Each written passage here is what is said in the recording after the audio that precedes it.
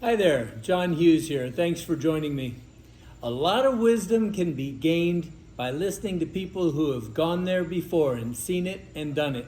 So, in these interviews, we ask men how they are living to be happy, healthy old men. I hope you enjoy it. So, you're telling me about Jay Cutler, Yes. and he's a bodybuilder. Bodybuilder, former four-time Mr. Olympia, and was known for his size. That's how he won.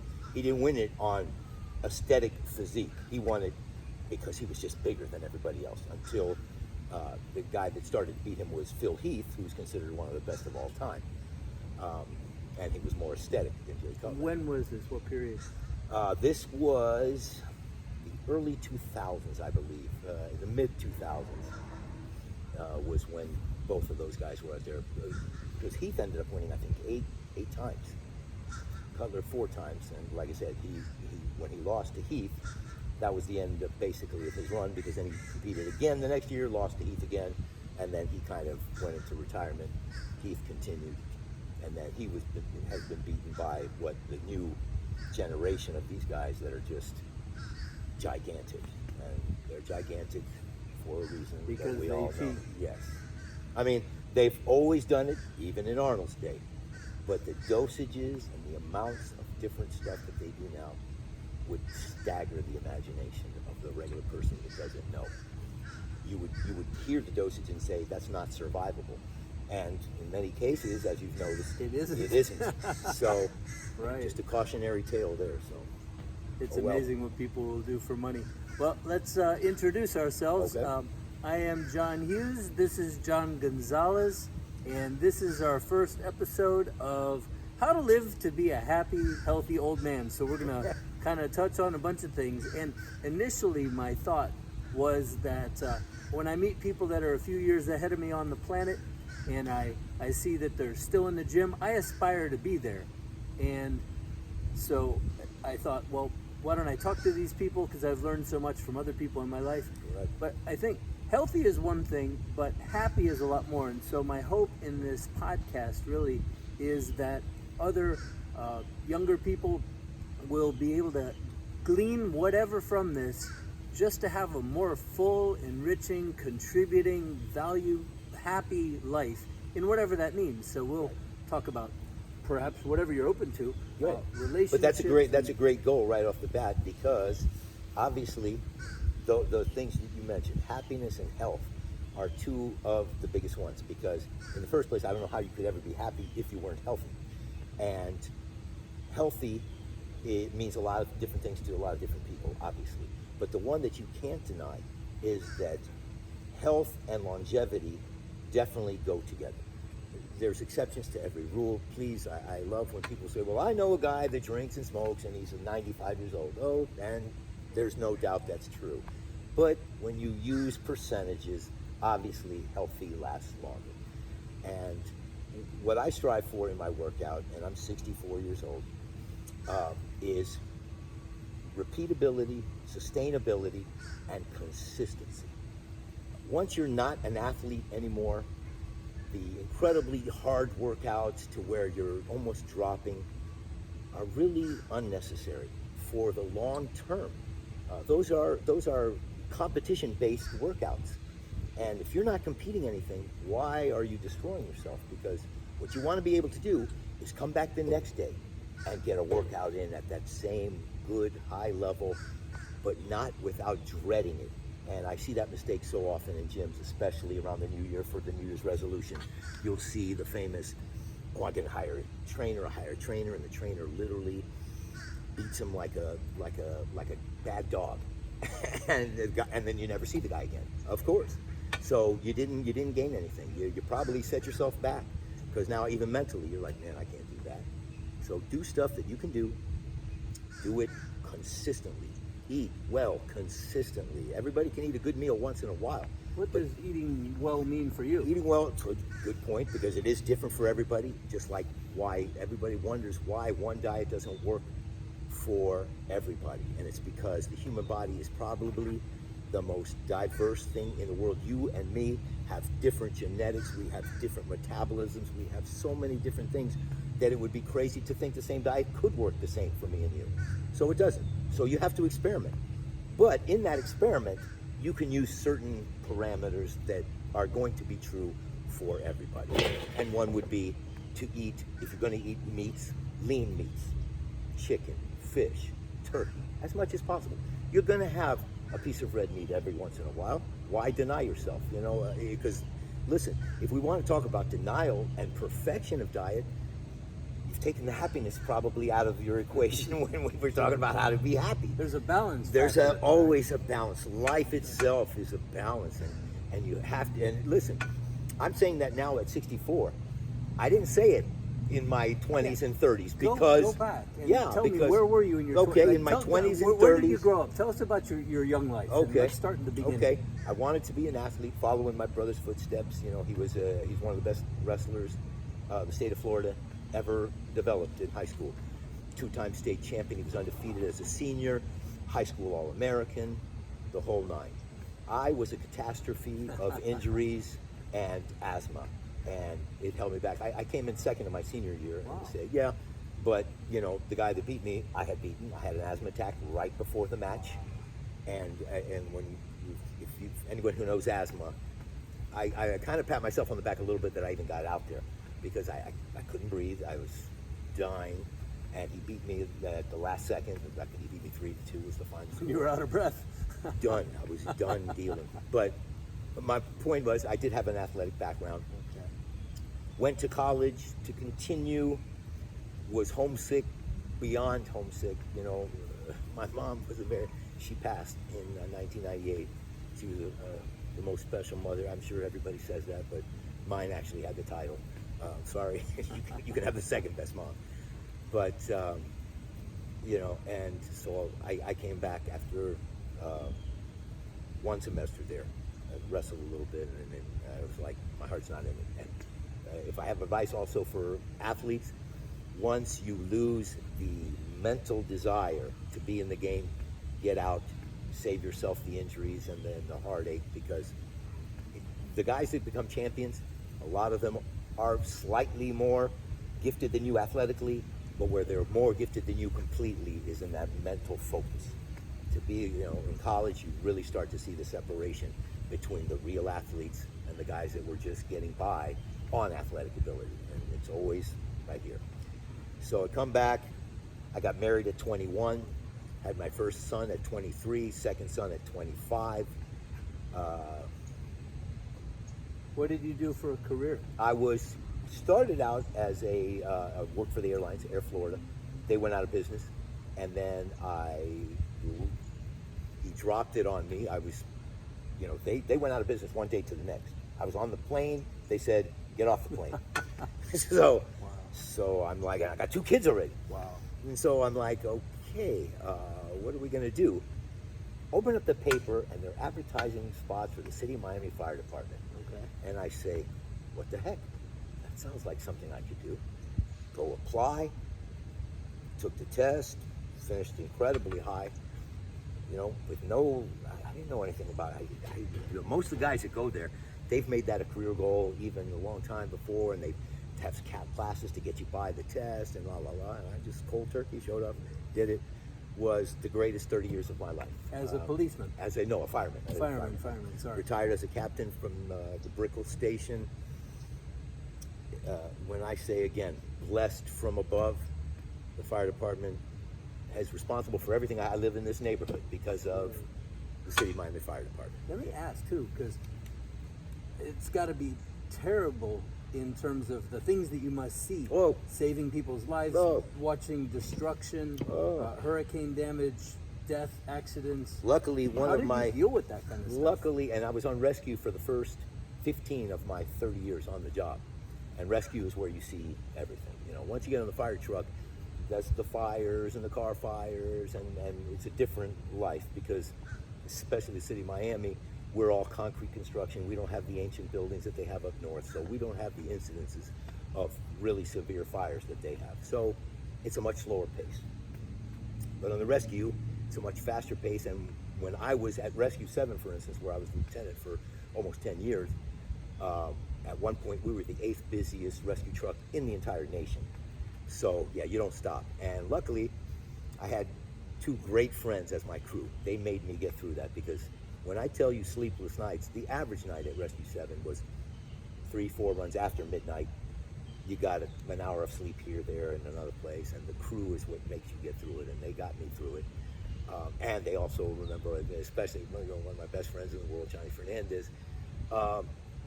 He's got a great memory, remembers all the stories, because my way of coping is I see them, I laugh at them, and then I blend them out of my memory.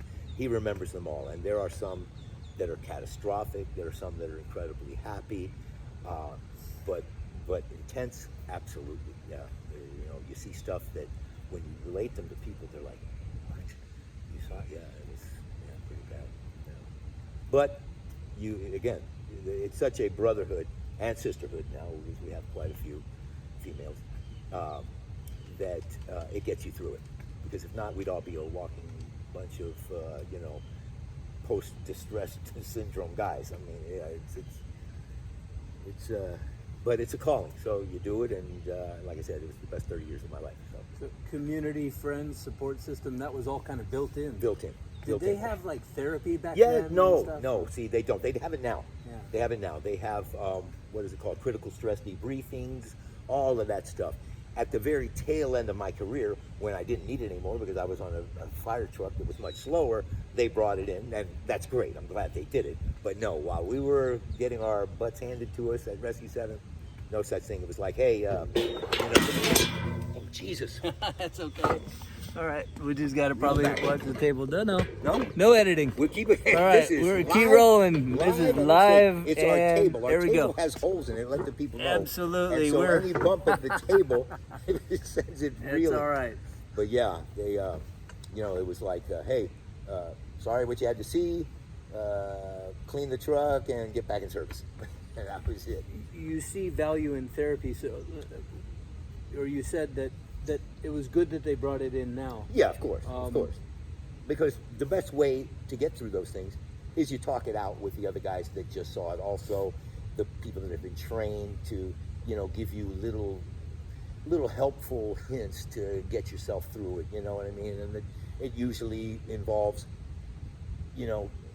holding your family closer to you the next day and taking a little time with your family and making sure they realize that how much you care about them and all that, because you can't get swallowed up in the job as far as that, because you won't survive mentally, and we have some guys that it affects drastically, like everything.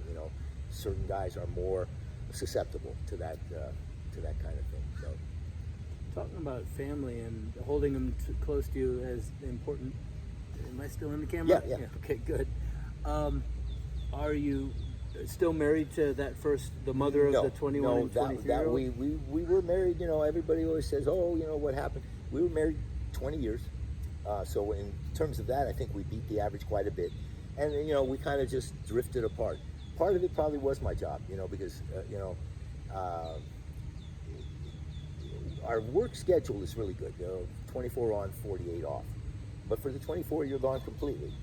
And then, since I was on Rescue 7 at the time, when I would come home, the first day back was just to try to recover, get some sleep, get some rest, And, on me, the part that's on me is probably, I didn't do enough to make their time that when I was home, more enjoyable to her. You know what I mean? I was resting and hey, do what you got to do, but I got to relax. And so and then on her part, she wasn't understanding that wasn't going to be forever, because, as I got promoted, it would go better. But, again, I assign no blame. Her story will probably be different because people see things two different ways. But we were married almost 20 years. In fact, actually 20 years. No, a little over 20 years. Because we were married in 80, got divorced officially in the end of 2002. So 22 years.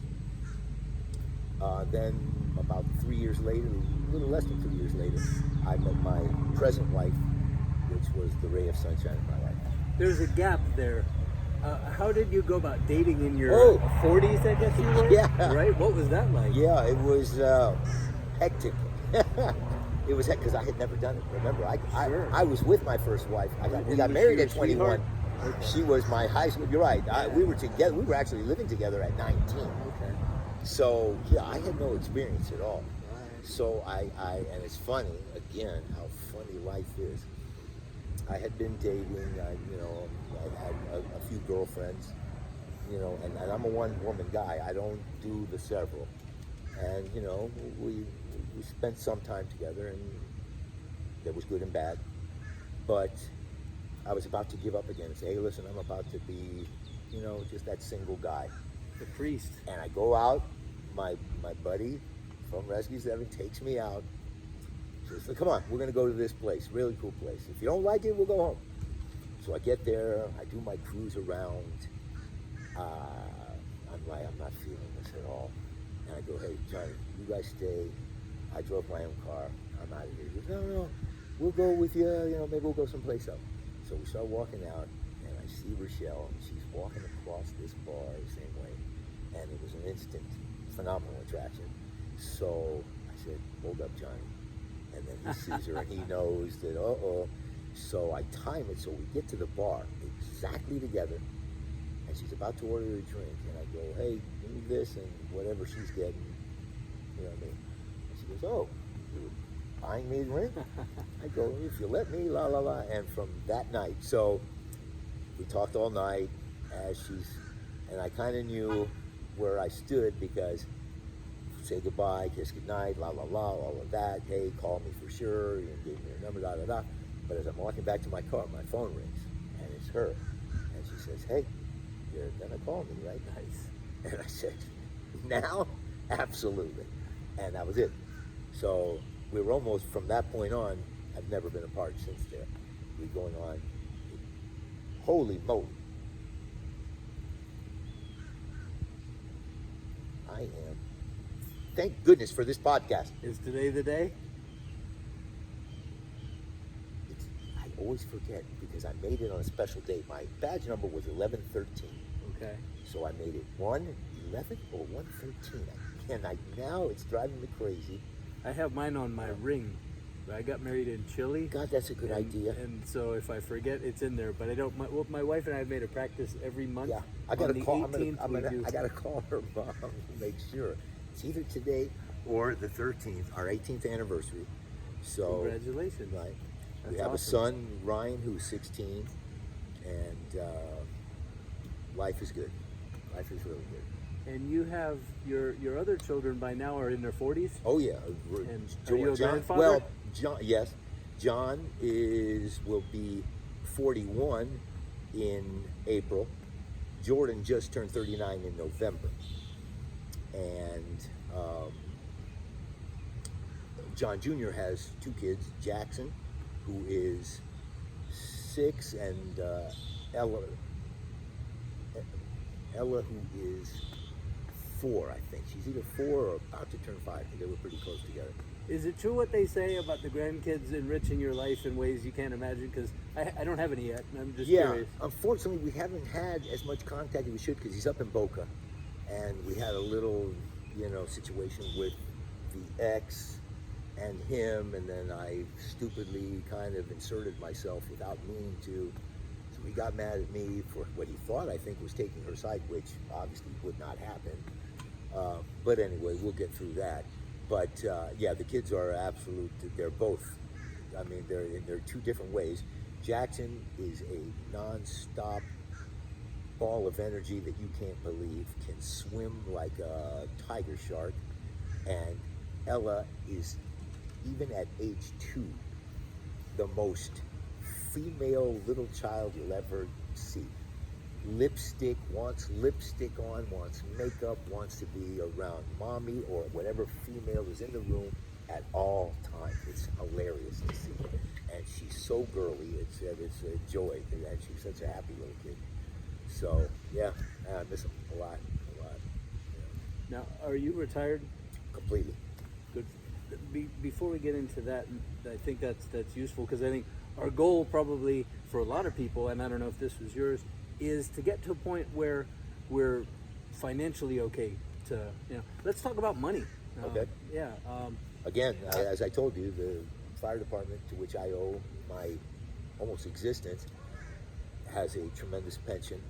You know, again, luck and timing and the man upstairs looking out for me. When I retired, was at the zenith of the pension. Since then, it has taken a few hits due to politics and stuff like that, and they've reduced it because they thought it was going in a direction that was going to be out of control, which, you know, that's their argument, obviously, and our union has a different argument, but whatever. Once you lock in, like I am, they can't touch my pension forever, and it's quite substantial, and it's plenty.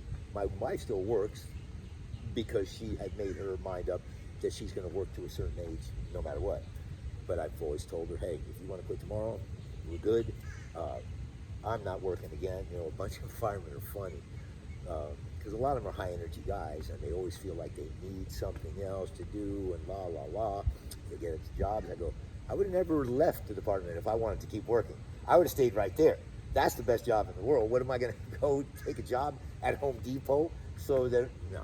Well, So, a lot of people get a side hustle going when they Or have that, one of those or jobs that. that. allows them the extra But time. that, to me, again, to each his own. I have no, listen, you know, more is usually better, always, except when it requires a certain effort level. And I'm not willing to put in that certain effort level. I like my life. I get up when I want to, work out, I eat when I want to, I relax when I want to, I work on the house when I want to. I do what I want to do. When you were younger, because that's where you have arrived, but as a younger man, how important was money? Was that something that was always in the forefront or a concern for you? Or No, see, and again, that's why I am okay with whatever the pension gives me and whatever we have, we're good.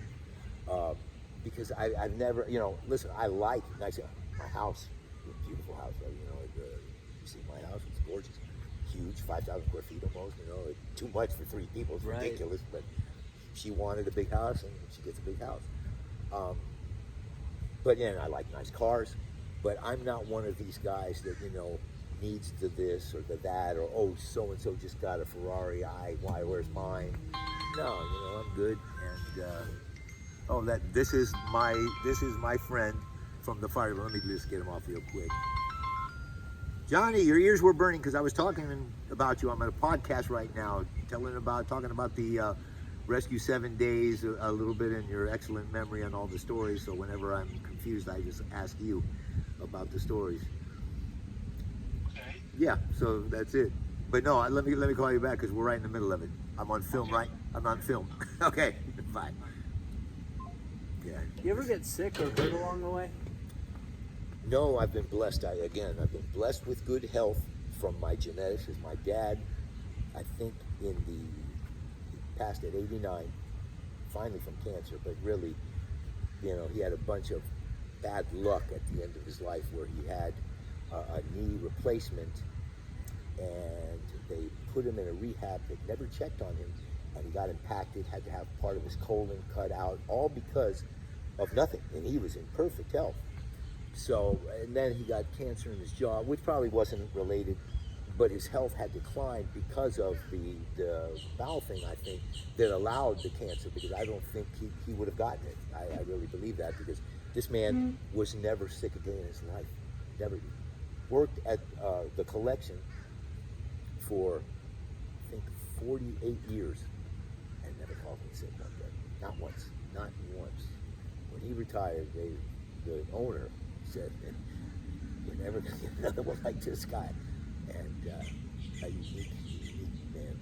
And so I think I got a lot of that help from him, because I'm very, very rarely even a cold. So knock something. The chair, I knock think. the chair.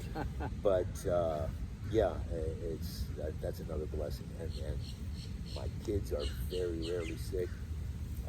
So again, because I tell people, I don't know if I could have ever coped with being an unhealthy person, because I see what they go through, and it's like, man, that has got to be tough. Without your health, what have you got? You know, because people love to worry about where their next paycheck is coming from, where their next big purchase they can make, and it's like, okay, if you're healthy, because if you're not healthy, why are you even worried about that? You know what I mean? Health has got to be number one. Got to be. So here you are now at 64, and we live in this gorgeous area. I see you walking all the time. Yes. What you guys don't know about me and John is we live in the same neighborhood. Yes. It's a gilded cage. It's Right. absolutely a blessing. We walk in the sunshine. We're down here in South Florida, and we have a gym here, and we see each other at a couple of the local box gyms a couple times. Correct. You know, the LA Fitnesses, and so going back when you were younger. You mentioned your dad. Sounds like he was a hero. Who were your heroes? Yeah, him and my older brother, really. Those were the real ones.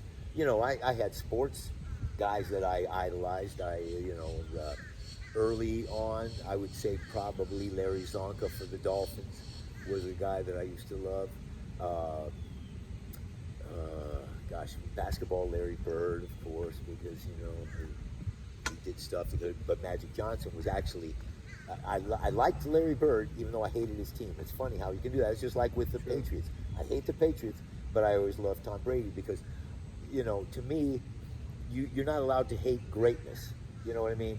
And That's a quote. Right. He's obviously great. And why am I going to get mad at him because he plays for a team that I don't like? I'll hate the team. Sure. You know, I hated the Celtics. Loved Larry Bird. But I loved the Lakers, and I would watch Magic Johnson do stuff that, you know, I couldn't explain. You know, like, so those were some of my guys. But in real life, yeah, my dad and my older brother, probably. Yeah, that's it. Those were my two role models. And you could do a lot worse. You could do a lot worse than those two. What regrets do you have? I mean, by 64, you've lived a lot of life already. Yeah, the regrets that I had was athletically, I allowed my asthma to control me too much.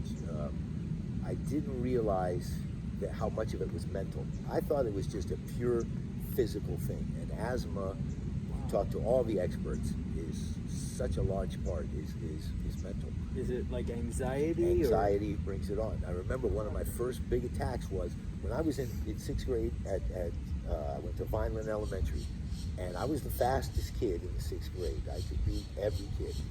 And we had a field day, and the night before, I caught an asthma attack so bad that my mom finally had to take, you know, we would usually just ride it out. My mom would sleep with me in the bed all night, either scratching my back, you know, for 10 hours, and that would relax me enough to where I could get through it. But this time, there was no getting through it, and it was because of that field day coming up. She had to take me to the hospital. They gave me a treatment in the hospital. And the doctor recommended, hey, just go home. I said, Mom, I think I'm okay. And this is the perfect example of how you know how mental it is. So I said, Mom, I gotta go. They're counting on me. So I get in the blocks, but I'm breathing horribly. I don't even hear the gun go off. I'm staying in the blocks. I left late, and I think I came in like 3rd or 4th. And I'm all depressed, and I'm stunned. And we still got the relay to run, right? So my team is saying, hey, you know, do you think you can do it? If not, we'll put so-and-so in, and, you know, we might not win, but we'll come in 2nd or 3rd. And I said, no, I'll run.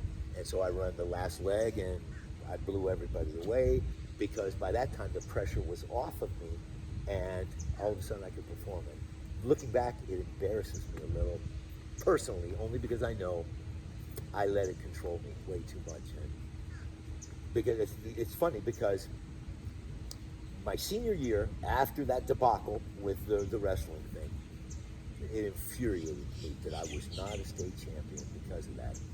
And I think something clicked in my mind, and I have never had an asthma attack after that. Never again. How about that? Yeah, with no medication, You're no not doing any anything. meditation or Nothing. anything? Just, I think I finally said, damn it, enough. You know, and I'm sure a doctor will scoff at that, but I go by reality. I didn't have another one ever again. I was 17, not even 18 yet. And like I said, so that's 47 years of no asthma with no medication. I didn't take anything. I didn't do BBB, and never had one again. And I just think I have finally had enough because I was in a, you know, I didn't tell you how bad that affected me. I was in a funk for months. I mean, I was just incredulous that I was like, wow, I couldn't even follow my brother's footsteps for one state championship. You know what I mean? That was That was one of the mentally toughest things I ever had to go through. I was self-loathing is a good term. I had some self-loathing, but it cured my asthma. So I guess if I go like this, I have to say, okay, it had to happen for me to finally say, hey, take that asthma and shove it. Who knows? Interesting. Well, now, having made it to this point, we talked about struggles and challenges. Your mom and your dad, when they passed, that's a trauma for anybody, especially as important as they were to both of you. How do you deal with that? I'll messed up even talking about it. I still, to this day, can't talk about either my mom or my dad without the voice starting to crack, without everything, only because of, there's good people everywhere, but when they're in your life for your whole life and you can't even remember to this day, I mean, I was already, look, I'm 64, in my 60s already still, and my dad was still going strong. There wouldn't be a day that didn't go by that I would call him, hey Dad, listen, the light switch in the house is da da da da da, and he would always have the answer. The man could fix anything. In his he was already in his late 60s or 70s when I got married to Rochelle, and he crawled up into my attic in Doral to rewire a TV set's wires so I could have a TV in the bathroom, because my wife wanted a TV in the bathroom wall, but she didn't want any wires anywhere. So here's a 70-some-year-old man crawling around in the attic because he could, and and this is what I grew up with. And he was a mechanic, so he had tools for literally everything. And so it retarded my ability, because all I would ever say, Dad, I got this going on in the car, can you go? I'll be there. And boom, and I had free mechanic service my whole life. And so, but to this day, I find myself, like, something will happen, I go, let me give my dad a call, and then I'll go, no, there's no call. Whew. That's tough. My mom, I was just about to turn 40 when she passed. She passed young at 64. And so that's going on. Well, actually, right now, in February 13th, will be the 25th anniversary of her passing. And it feels like the 25th minute still, because the day doesn't go by where I don't think of my mom, think of the influence she had in my life. I'm her. When I drive, I'm her. She was an aggressive driver. She hated people that couldn't make a decision at a traffic light or a four-way stop. They would drive her to drink, drives me to drink, and it's like, I go, wow, how can a person imprint their personality so much on another being? And she did, and I like saying that. I don't care, you know what I mean? So, oh golly, your mom, yeah. Much more so than my dad. I wish I could have been more like my dad. My dad, you almost did it. My dad, one of the most liked human beings you've ever seen in your life. To the end of his days, people that had worked with him only a couple of years at the collection called me and said, hey, heard about your dad, man. I have no words. I go, thank you. And I don't either. You know what I mean? Just one of these guys. He was just a quick history on him. He came over, either he was still late 15 or just turned 16 from Havana, Cuba. They lived in Havana, Cuba, downtown Havana, Cuba. His father was a business owner, had several little businesses. And this is in 1947, almost 48. Really? And they saw the handwriting on the wall. Because, Really? this is what I tell Cubans that want to blame everything on Castro. I hate Castro with everybody else who shouldn't, you know what I mean? The guy was an animal. But Cuba was lost way before Castro. Castro became a thing because of what had happened before him. The Baptista was a thief. Every guy in front of them was just a better thief than the one that took his place. You know what I mean? And it's like, wow. You know, Cuba should have been, what it was is, you know, the number one country, obviously in the Caribbean, just because of its size, the amount of resources it Close has, to it's here. close to all of that. It had every advantage, and you know, Castro destroyed that. But they were stealing the people blind. People were dying of starvation in the streets in the 50s before Castro came to power, because they wouldn't share. The rich people would share, and that's what gave Castro his power base. Remember, he never promised them that he was going to make them rich. He said, just the rich will never lord over you again. And that was enough. That was enough for them to say, okay, that's better than what I got. I'll take it. It's how a guy stays in power for as long as he did. You know, cruelty can only keep you there so long. You still have to have that underlying power base that people say, yeah, I do remember that. So anyway, but my family saw the handwriting on the wall. So they sent him over here at that young age to get some jobs, make money to send back to be able to bring the rest of the family over. Wow. So he worked 2 to 3 jobs from age 16 to age 20. At 20, he joined the military, went to Germany as occupation troops, sent all his money over there, and was able to bring them here in, I believe, they came over in like 53 or 54. So again, way ahead of the wave. So that's my dad. And then, like I said, you know, everybody in my family, in an extreme way, was beholden to him, because he brought them over. And that's the, and like I said, he was loved by his sisters. Woo! When he passed, we were all there in the room, and it was a crying fest. I mean, it was like, how is he gone? You know, I mean, it's just, but that's part of life, you know. And his famous saying, again, this guy could have been, in Greek times, he'd been a philosopher. He would always look at it and say, hey, I didn't get cheated. I almost, you know, because he was 89. He thought he was going to make it to 90 because he got close. He goes, almost 90.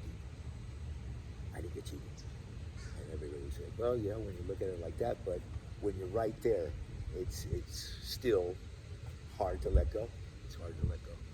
And I found that out, and I try to tell people, especially when you lose your mom and your dad, you're never too old for it not to devastate you. If you had a good mom and dad, it's going to be devastating. If you're 80 years old and they made it to 100, it's going to be devastating. It's just a mindset that the person that I can always talk to, count on for good advice, is no longer with me. It's a blow. It's a blow. So, what are you going to do? He lives on just by the way you Oh, talk about listen. him and all the effect he had on Yes. not probably only And you, that's what but I tell so him, many other people. and I tell that to my And my- through you my to brother. others. Correct. I said that's how you keep a person alive, by never letting their memory die. They're alive, and that's what he said. You know, he always said. My mom also. You know, she lived for her 2 boys because part of me goes on. That's family. You gotta have family. Some guys, you know, decide, a lot of firemen decide, no family, listen, I like the single life, because they get really used to that. And, you know, yeah, you have a lot of material things because you're able to save a lot of money without having to worry about a family. But do you have that little piece of immortality? That's what I call my sons, my little piece of immortality. Because they've gone on, and now with grandsons, it's been extended a little. So pretty sure I'll be able to go knowing the line still goes on. That's a great thing. That's awesome. So you're healthy. You said you haven't had any health issues. Are you happy? Do you think you've achieved happiness? How would you define it? I would say yes to that question, only because I've been given so much. I've been blessed beyond belief. Everything that I've got, the main things that people would consider my material possessions and wealth in that standpoint, was dropped in my lap. I mean, the fire department was dropped in my lap. Every big thing that has happened to me almost was dropped in my lap. So if you can't be happy about that, then you're a greedy person. Am I ever going to be an Elon Musk type? No, I never would want it to have been. So why would that be even a goal? You know, that comes with a whole other set of problems. And as you can see, I mean, are there many richer guys than Bezos? He just went through an ugly divorce. He just went through this, that, and the other thing. It doesn't change the fact that you still got to live life. You know what I mean? The money doesn't. It can let you buy anything you want, and that's great. Listen, I like nice things. I'm not going to sit here and pretend. If you could drive a Ferrari up there to my house right now and leave it in the park, I'm going to say, man, thank you. That's a beautiful car. Of course, you know. But is it a goal? Am I going to put out the required effort to get it? Never. And I'll tell you that straight up. So it'll either fall in my lap like everything else has done, or I won't have it. And I won't miss it because I didn't have it. So, yeah, no, listen. What makes me happy on the run of a day, I wake up, I have my nice breakfast is my happy time with my coffee, my eggs, whatever else I have with them, sometimes bagels, sometimes oatmeal, sometimes cream of wheat, la la la. I come work out in the morning, not always the exact same time, but early. Go home, watch the news, see what the world is doing. I don't really have lunch per se. I have whatever coffee I left over from, because I make a coffee cup about that big, so it's 48 ounces, just to give you an ounces. 48 ounces of coffee in the morning, but I only drink about half of it, don't get excited.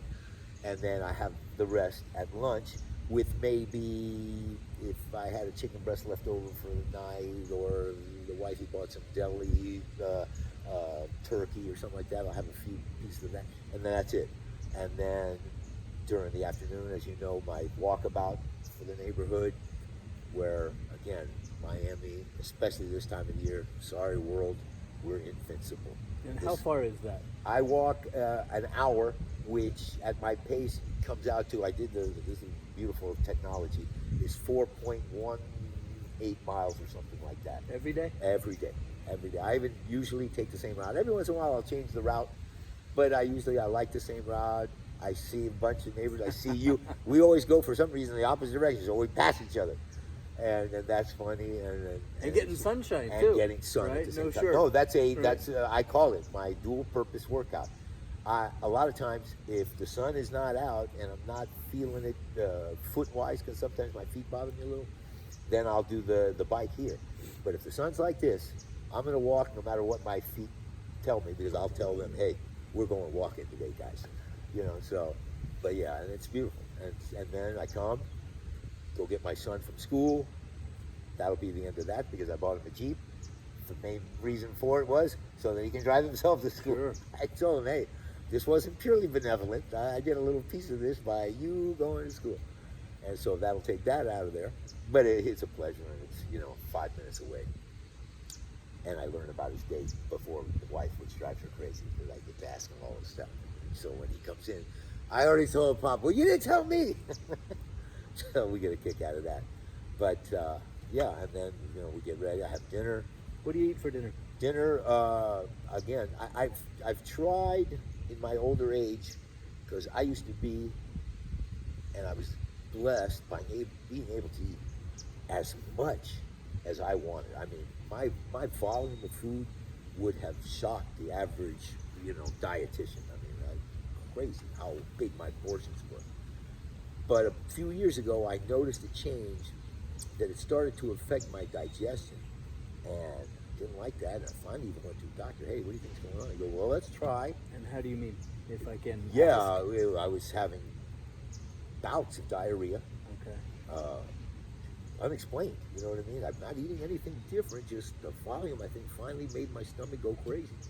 Because we never pinpointed anything. I went and had a colonoscopy. He goes, hey, I don't tell many people your age this. You don't need to come back for 10 years. There's Wow. nothing to, he goes, there's nothing to look for. I said, Doc, well, that's good news, but bad news, because I was almost hoping for something so that we could pinpoint something. He goes, no, let's do this. Let's eat a normal diet for about 3 or 4 months and see what that does. And sure enough, they know their stuff to a certain extent, and it went away instantly, and I haven't had diarrhea since then. So yeah, we think we pretty much plugged it down to the amount of food I was eating, because again, it would scare you how much I was eating. I'll give you an example. You know how egg whites come in the quart carton? Okay. Okay.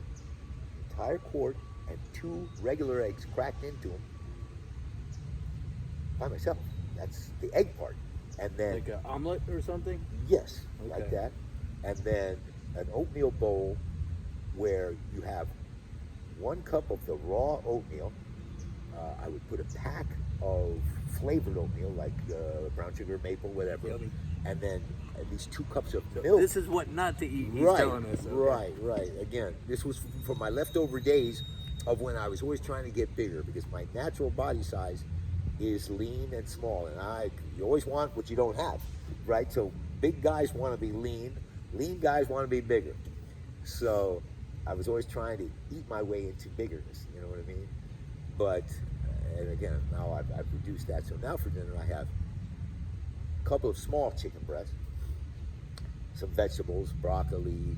I try to have, a small amount of potatoes if I'm going to have them. I almost never eat rice. I used to eat so much rice that, I was China's favorite fan. They were like, hey, keep giving this guy, right? He's going to make us rich. Scary. So now I don't do that. And I find myself, I feel so much better. And this is my size. I weigh about 175, 177. I fluctuate right around there. And I'm good. Because again, I tell people at this age, there's, I'm no one, the undefeated person on earth is Father Time. He's never been beat. So I'm not going to be the first guy to beat him. I've got my claws in the wall though. So what I'm trying to do is slide down as slowly as possible. But the slide down is going to happen. And I think part of that is the mindset to stop working out like you were when you're 20. You know what I mean? You got to stop. Frustrating. You got to. It is, and it's hard mentally for the aches and pains right. that come with when years I was of 20 abuse. and 30 and even 40. My goal for each workout was it to be a little more intense and a little harder than the workout before. And obviously, when you say that, it sounds like a doable thing. But that's just like the famous thing of if you can pick up a calf at its birth and you keep picking them up every day, you should be able to keep picking them up, right? Well, no, because there's going to come a point where that calf is now a cow and no human being on earth can pick him up. But it's hard to understand that mentally when it's something you can do every day for a while. And training is the same way. Hey, I've trained like this for 30 years. Why today am I no longer able to do 300 pounds on the bench? Why today can't I squat, 315 for 10 reps and all that? Because Father Time is caught up with you, my brother. It's caught up. Now you can hold him at bay, but you can't beat him. You can't. Tom Brady is not going to beat him, okay? Tom Brady has held him off better than any quarterback in the history of the NFL. He's going to lose. He's going to lose. It's coming. And you can see how difficult it is for him mentally that he had retired and said, I couldn't. Harder, yeah. And then he couldn't. And he said, no, I'm still good enough. But either next year or the year after that, he's just not going to be good enough. And I wonder how much of his personal difficulties will play into that mentally. I that think, he'll I think, lose some of well, the I physical. think you saw that this Or year. vice versa. Or that, you're right. Or it could refocus him to where he's not thinking about that at all. Because obviously they had to be going back and forth over that issue because supposedly he had told her, hey, I'm going to play this amount of years and then I'm done. Then he got to that point and he didn't want to stop. Now, on his side of that argument, I say, yeah, he told you that, but he's freaking Tom Brady, the greatest of all time. They don't need the money, I'm sure. Right, he's not doing it for money. He's doing it because his love of the game and the love of competition is still there. You gotta give him a pass, you know what I mean? Say, okay, honey, but it's coming, right? And he'll say yes to that, and you work from there. But I guess she got to the point where she just, that's it, I'm done. This is the right now society, you know what I mean? He's what, 47? How old is he? No, 45. Only 45 Only and 45. Still playing. And all the hits, imagine that. And still the playing abuse. at Amazing. at a top level. At a not just playing. very high level. Wow. Because people, say, well, he's not as good as he used to be. Okay, but is he still better than 50% of the quarterbacks playing? Right. Absolutely. And if you say that, then of course he should be playing, right? Michael Jordan, towards the end of his career, was not Michael Jordan. He was still better than half of the players out there. Amazing. So leave him alone. A guy like that gets to go out on his terms. He's the aberration. Don't ever make the aberration conform to what the regular guys do. He's special. You know what I mean? He's special. Usain Bolt got to retire from sprinting whenever the hell he wanted to because he's the greatest sprinter of all time. You don't get to tell him, hey, you're not as fast as you used to be. Okay, I'm still kicking 99% of the guy's ass. Come on. Yeah, you gotta be, you gotta be fair about that. You know, I say that, and like I began this whole conversation with you talking about how initially I thought this was going to be about health and how can I at my early 50s get to my early 60s and be healthy. But one thing that frustrates me for a lot of younger guys is they don't do something at all. Either they weren't inspired until maybe and we'll have some people on here that'll talk about like the life changes that did occur, where they changed in their 30s or whatever. But all too often, some people go to their grave having never done anything, and we don't live in a society where you're working so hard just to survive, digging in the garden and rearing the livestock. That and would have been a building good your house. excuse. That would have been a good excuse in the 1800s, maybe. Sure. Okay. It doesn't You wouldn't work. need working. It doesn't out. work. Right. You Yeah, wouldn't need working. You could out. barely get Every enough. day was a like I said, a fight to survive. You had to wake up, go feed whatever animals you had to feed. You had to plow the fields. You had to chop wood for your fuel source. Yeah, by the time that sun went down, I'm sure you were saying, please, son, hurry up and go down. Get me to bed. We don't live like that anymore. So now, especially when you see guys in their 40s who look like they've never done a physical thing in their life. They're just, it's not even that they're obese, they're just soft and blah. And it's like, if I had several lives to live, maybe I would choose one to just be a lazy guy and just say, let me see what this is like. But since this is the only one you get, how can you waste it like that? I don't get it. Another quote. Thank you. Yeah, I mean, I don't get that. It's like, hey, the human body is designed for activity. Otherwise, we wouldn't be mobile. You know what I mean? There are life forms that are very immobile, and that's what they evolved to be. But we are not designed to not move around, and you can see it, especially in the elderly, when they have a fall or something like that, that takes their mobility away, and they fall off a cliff physically. And that's because we're designed to keep moving. And there's no excuse. And I don't want it to be sexist or anything, but for a guy to not do anything physical with his life is just almost scary to me. He says, I believe God made us bigger and stronger in order to do stuff, right? I mean, I think there's an argument there. I think providing, protecting, and the reason whatever. why I think more women get mad at that argument today is they have closed the gap so much on men. Not so much because they've improved so much, but they have, but it's because men have fallen back to their level because they don't do anything physical. So if you don't do anything physical and a woman is doing a lot of physical stuff, yeah, she's going to close that gap on you in a hurry. There is the testosterone thing. It's going down too. Correct. Let's talk about aging. And Yes. that. Do you use any supplements? I do not now. Now, I will always admit to when I was in my late 20s, I decided I'm going to be a bodybuilder. And my gym owner said, hey, great, because he had a show that he was promoting. So I'm working out, and I'm getting better, and I had a naturally good physique, so I'm doing pretty good. And he had told me some of the guys that were from the gym that were going to compete also, and I noticed they're starting to go away from me. I come to him, I go, hey, what am I doing wrong? You said you were going to help me out here. He goes, well, John, what are you doing? I go, well, no, I work out this, that. I go, what are you doing? What are you talking about? He goes, you're not doing this naturally, are you? And I go, so of course I had heard rumors. I'm not completely stupid. But I just didn't know that. I just thought that was for professional bodybuilders, you know what I mean? And so all these guys are on drugs. You're going to have to do some, if you want to compete, you're going to have to do some drugs. I thought you were doing something. You were just slower to kick in because those guys are like 22 and you're 28, so it makes a difference. Blah, blah, blah. So he gave me a list of stuff to do. It was like 3 different things. And to those people who don't think they work, shut up. They work unbelievably well.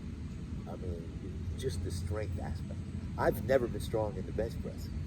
And I went from, on my best day, I might get 300 one time, my best day, to I was warming up with 225 for 20 plus reps. Wow. Like it was water. Like I put it down because, hey, I don't want to do any more reps at this light weight. Yeah. And I remember one guy challenged me at my fire college, and I had already done my workout. I was just doing some abs at the very end. I'm exhausted. I'm tired. Let's see what you can do on the bench. I go, what do you got on the bar? And he had 360 on the bar. And I did it 6 times. Oh my gosh. And threw it back down on the thing. And I got up and he goes, okay. But that's how they work. Okay. And so I did that show. Luckily, I learned right away if I was going to continue bodybuilding, because by then I was talking to guys, the increased dosages that you have to do is phenomenal. You have to be so single purposed for that. And you have to take your health and say, I don't care what happens to me long term, I'm going to be really impressive short term. And at that point, I said, listen, in the first place, I'm too old, and I got a family, and that would be the most selfish decision ever. So that was it. I moved out of that. Now recently, after that digestive destruction that happened to me, I went to a buddy of mine. He goes, what do you think about taking a little test just to get me back up a little bit? I think it'd be very tiny dosages, probably be a good idea for a little while. So I did some very small doses. When I say small dosages, less than half a cc per week. Formal HRT or No, kind of just testosterone. private stuff? Okay. Yeah, no, it was, it's real, but and I took less than a half cc, got some results right away, and was happy with them. Because my numbers, just to let, I don't know if people know, because I didn't even know, even at this late stage, I didn't really know what normal testosterone range was. But mine, when I went to test it, when I felt after all the was like a 204, which was very low. Even for someone in their 60s? Even for someone in their 60s. Okay. The doc said, yeah, around 400 would be considered low normal. So he goes, you're half of that. I go, okay, that's not good. So, but now I got it where I am, and I'm off, and I will remain off because what am I doing? Again, if you're going to compete, if you're going to do, and again, for bodybuilding, I don't have a problem with those guys per se, except that they are risking their lives. But it's their choice. This is America. You get your choice to do what you want to do. And since everyone in that sport does it, it's not an unlevel playing field. I am vehemently against anybody who's willing to do that in a competitive sports situation, because you're cheating. Of course you are. And they try to say no. They try to defend Barry Bonds even with the latest. Every time the Hall of Fame comes around, they keep saying, why doesn't Barry Bonds get in? Why? Because he cheated the game. Not just the other players. He cheated the entire game. The game of baseball is based on stats. You change the stats, man. So, and they don't get it. And it's like, no, you don't get to do that stuff and compete against other guys that aren't doing it. Even if there are some other guys that are doing it. Not everybody is. And it's not a level playing field like that. So, yeah, for sports, they should be. And listen, people, you want some constructive stuff to come out of this, somebody might take this up, because they always say, well, how do we get steroids out of sports? I go, I'll do it in one day. What answer do you have? I go, here it comes. At any level, high school, college, pros, you get caught with the test and the confirmation test, testing positive. You're banned for sports for life. Who's going to risk that now? Now you can't risk it. See, what they do now is they risk getting caught for the boost in production that they will have, knowing that if they get caught, like in the NFL, for instance, the first suspension is 4 games. 4 games. We had a guy win the Defensive Player of the Year award from the Houston Texans. I can't remember what his exact name was. He won the Defensive Player of the Year after having to serve a 4-game suspension at the beginning of the season for what? Performance-enhancing drugs. You gave him the award after he used drugs? Wow. It's scary. That's what I'm saying. And that's the acceptance level that they seem to have. And it's like, no, well, you'll never get it out of the sport if you don't do that. And in track and field is trying. They give, I think, the first suspension is 6 months, then a year, then 3 years, and then there's one more, and then you're finally banned for life, which you can appeal. You got to be really dumb to do it a second, third, fourth time. You would though, think, right? and yet they do. Now, when the track and field, just to give you an example, the main violation they do is unavailability to test. Now, what does that mean to a guy with normal common sense? Okay, They're hiding. You're hiding from Right. the test, Yeah. because if you're not doing, like me, for instance, if I was in that position and I was even accused of taking drugs, I'm not taking a test. I'm demanding it. I'm saying, not only am I going to give a urine sample, I'm going to give a urine sample, a blood sample. Sure. You can take a biopsy if it doesn't hurt that bad. Because I want it proved beyond a doubt. So if you don't do that, yeah, you're doing them. Okay, and then they'll come up with the other. It was in something I ate. Rare. Well, Yeah. come on, man, you're killing me, Smalls. So that's my rant of the day. Shifting gears here. No, Yes. That was great. What part does faith play in your life? Huge. Sometimes things are meant to be. I just had a 2-3 hour discussion with my brother yesterday about faith and how simple and yet how impossible it seems to be for the average person. And we were talking about creation in particular, and what science-based people want me to believe is so many different things that it boggles the mind to me that they can actually bring their obviously intelligent, educated heads into it. First of all, the Big Bang Theory, which has since been kind of debunked. Now they're coming up with another one. For a while there, for the last 10, 15 years, Big Bang. Material came together, coalesced into a superheated explosion. Universe is expanding, the planets all came from that original thing. And then I get them with the question, okay, but where did that material come from? Oh, it was just there. I go, oh, is that how we argue now? It was just there. That's a viable argument? You're making an argument for everything else, but you can't tell me where that material came from. Okay, well then you're saying it's ever expanding. Okay, so how does that look like? What's on the other side of its expansion? Space. No, space is something. So what does that other side of expanding space looks like? So there's no end? No, there has to be an end. Okay, what's the end? A brick wall? You understand these unanswerable questions that they have nothing for, but you're supposed to take that on faith in science, instead of faith in a creator or a greater power, however you want to envision it. And it's like, no, and again, our science is proving science wrong constantly, because we can now see a gigantic chunk of this universe with our technology. The Hubble telescope, they got something even better than that. We can see hundreds of light years out there. And yet, with that ability, we have never, ever found anything with life.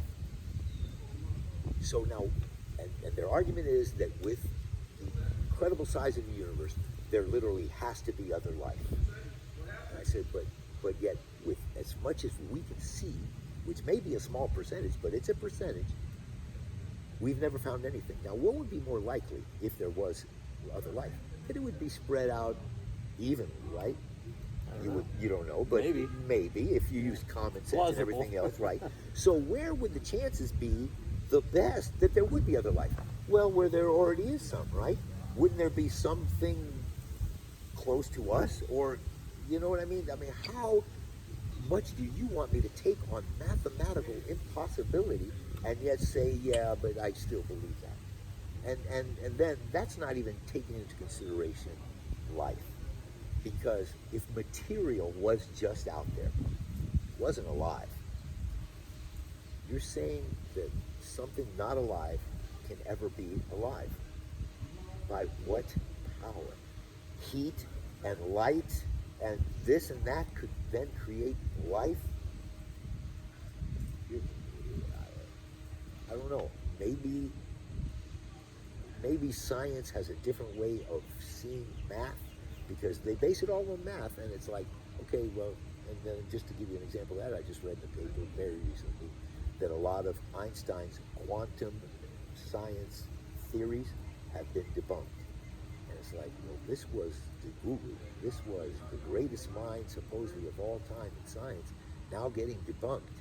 And it's like, because all, and he even said his stuff, a lot of his stuff was theory.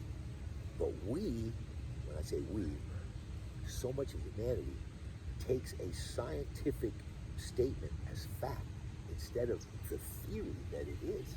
You know what I mean? Oh, a scientist said it. It's got to be a fact. You know? So you've convinced yourself that there's a creator. Oh. The question is, I don't think I have to convince myself. I No. think you can't convince me there's not. and I'm on the same page there. Right. The question really then is, what part in your life, as a guide, as a support, as Yeah. inspiration? Definitely an inspiration. Definitely that you live your life.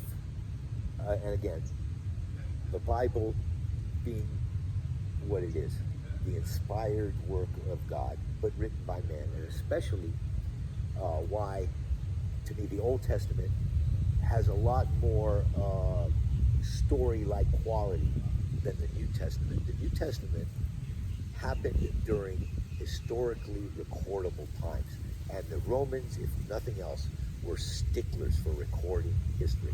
So there was a Jesus. Many of the things that he did actually happen. He was crucified, outside of Jerusalem.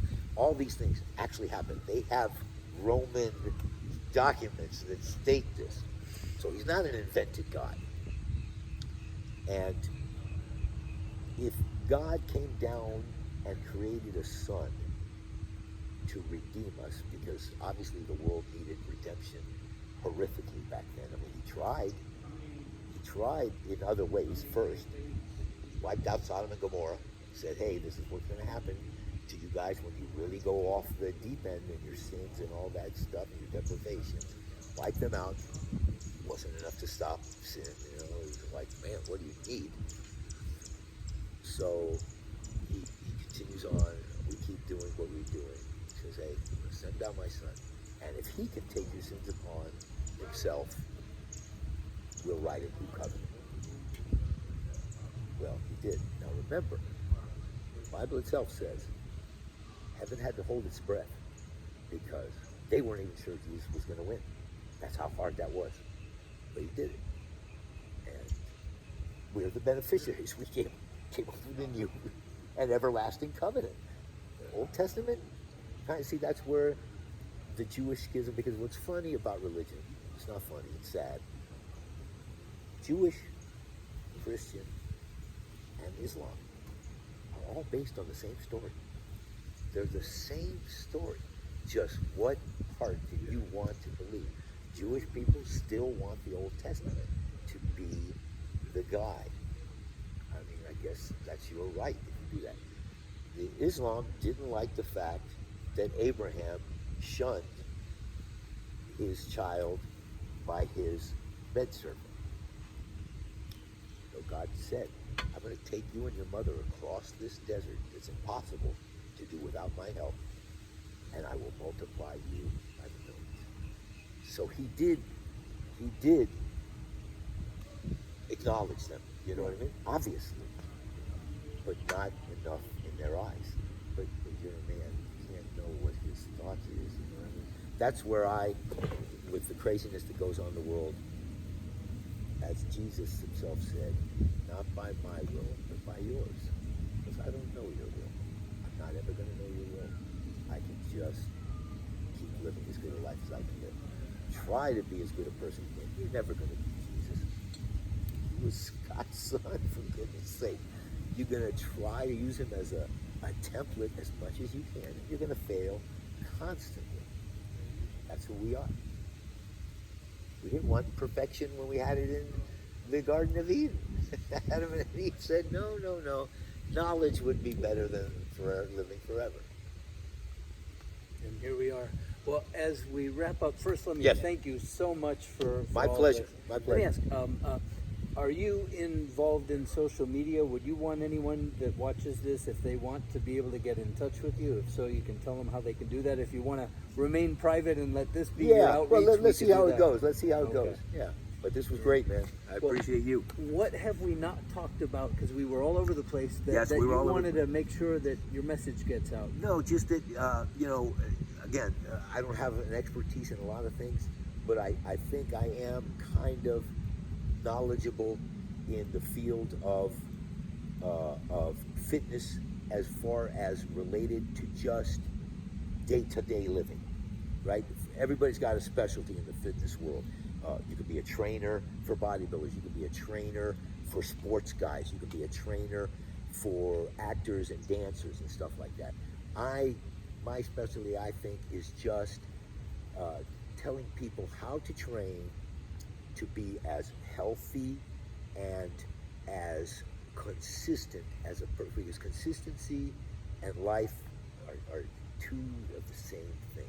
If you are consistent with your workouts, if you're consistent with eating good, not perfect, take that word out of your mouth. Perfect doesn't exist for us.